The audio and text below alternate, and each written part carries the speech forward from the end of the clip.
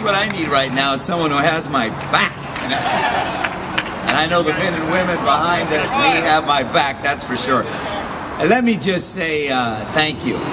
Thank you to Congressmember Harman, who was the first member of the Los Angeles delegation who, when after brief on the issue of accelerating Measure R from 30 years to 10, immediately, not even halfway through the briefing, said, "I'm on. What do you need me to do?"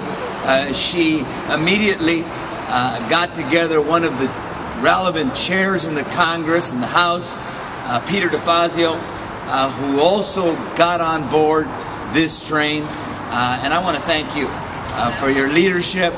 I want to thank you for the work that you've done to get and organize that LA delegation behind the idea that at a time in LA when we have a 14% unemployment rate, at a time when the people of this county have taxed themselves a half penny to generate $40 billion, double the size of the rail system, move LA forward, that the least we could do is to partner with the federal government.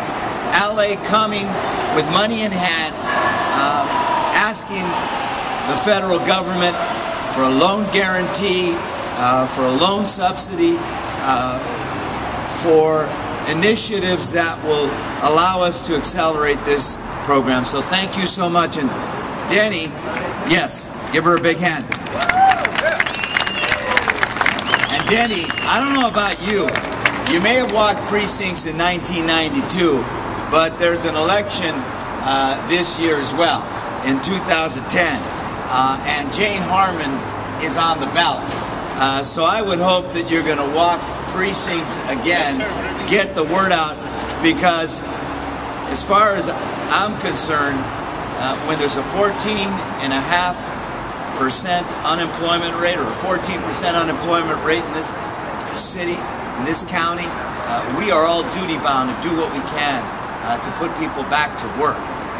And Jane Harman has demonstrated that she's willing to do that, so give her a big hand. And of course, Denny Zane. I've been working with Denny Zane since 1992 as well. We've worked on many initiatives at the Metropolitan Transit Authority. We helped to make the MTA the world's leading alternative fuel fleet anywhere. 99% alternative fuel vehicles.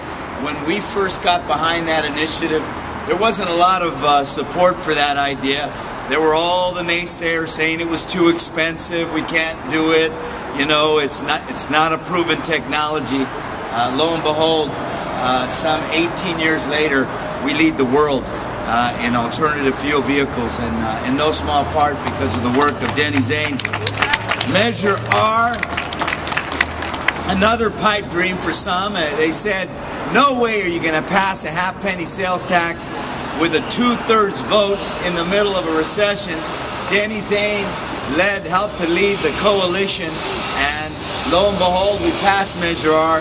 And now, those same naysayers, and it's almost always the same group of people, they're the people that can't close their eyes and see the world the way we want it to be and the way it can be if we work together.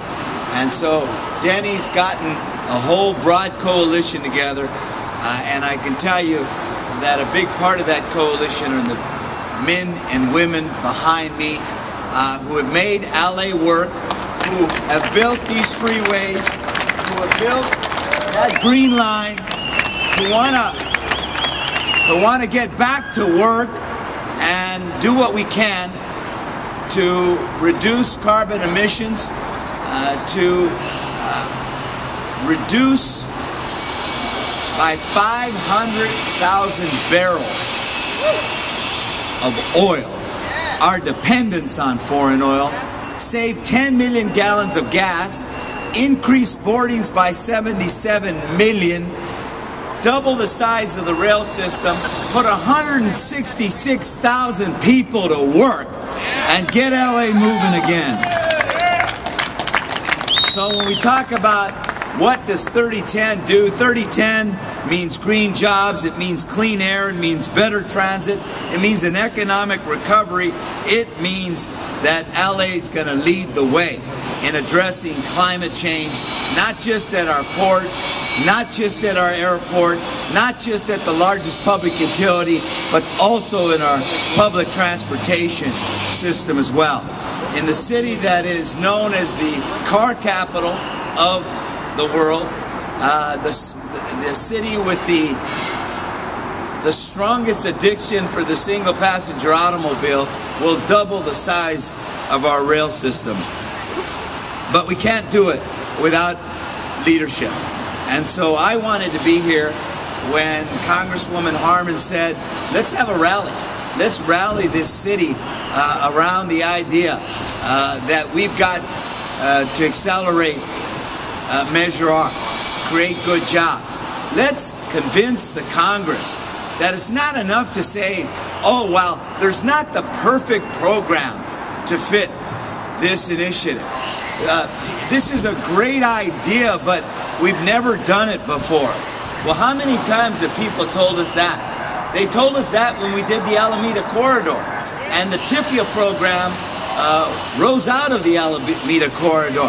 They've told us that time and again, and we're here to say, look, if it's such a good idea and everybody, including President Obama, has said it's a good idea, then let's figure out how to make it work. That's what today's about. And so with that, I'd like to bring a man who knows about work. He knows about the hard work of building the infrastructure of this town. Been a partner of mine in so many initiatives, a partner of the city of Los Angeles, where we have more project labor agreements than any city in the United States of America, sevenfold. Help me in welcoming a friend I call Dickie Poo. Dickie Poo Slauson, the head of the building trades.